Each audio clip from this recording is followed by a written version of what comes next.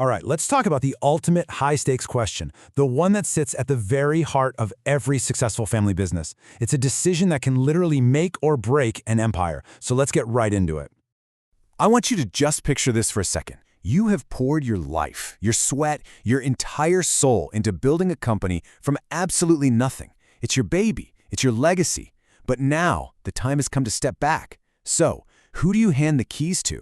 Your own kid? Or a top-tier professional from the outside? This choice, it really boils down to two very different roads to the corner office. You've got the path of blood, and you've got the path of the resume. Let's break down what people usually think about this. Okay, so this is the classic breakdown, right? On one side, you have the family CEO. The big pro? Unwavering loyalty.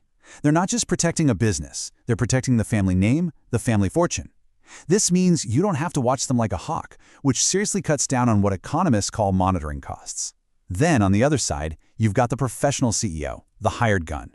They aren't tied to how we've always done things. They bring in specialized skills, make tough objective calls, and can be that shot of adrenaline a company needs to innovate and really compete. So it seems like a pretty straightforward trade-off, doesn't it? You're basically choosing between loyalty and skill, between legacy and innovation. But, as the research shows, the reality is, well, a whole lot more complicated. The best choice isn't really about the person, but about the specific situation the company is in at that moment. So if it's all about the situation, then how do you figure it out? This isn't just about a founder's gut feeling. In fact, a really important 2007 study by researchers Lin and He found that the best decision actually hangs on three hidden and often competing forces that are shaping the business from behind the scenes. The first factor is something called managerial skill requirements. Look, to put it simply, how hard is the job really? A small, stable company making one product has totally different needs than, say, a fast-growing tech firm trying to navigate complex global markets. The more complex the business gets, the more you need those specialized skills. Second, there's this concept called expropriation risk. Sounds complicated, I know, but it boils down to one simple thing: trust. It's that deep-seated fear that an outsider, a professional CEO, might not truly have the family's best interests at heart. They could make choices that boost their own career or their own bank account, maybe even at the family's expense. And this brings us to the third and, maybe the most fascinating factor of all, socio-emotional wealth. People just call it SEW. This is a brilliant idea because it gets to the heart of why family firms are different. It's not just about the money. SEW is all that non-financial stuff. The pride, the legacy, the family's identity being all wrapped up in the business, the dream of passing it down. It's the real why behind it all. And hey, don't just take my word for it. As these leading researchers have pointed out, protecting this socio-emotional wealth, keeping control, holding on to that family identity, is often the #1 goal. Sometimes it's even more important than squeezing every last drop of profit out of the next quarter. And that idea right there, it changes the entire calculation.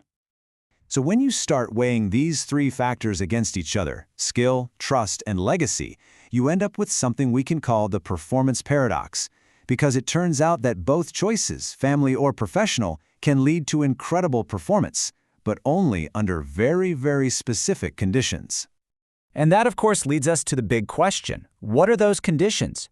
When is it better to bet on blood? And when is it smarter to just go out and hire the absolute best talent money can buy?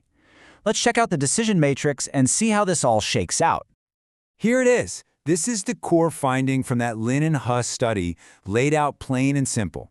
In situation 1, when your company is complex, when it demands really high-level skills, the data is crystal clear. Hiring a professional CEO leads to better performance. In that case, skill beats loyalty.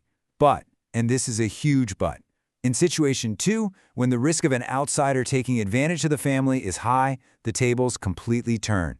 In those cases, trust is the most precious asset you have, and a family CEO delivers better results because their goals are perfectly aligned with the owners.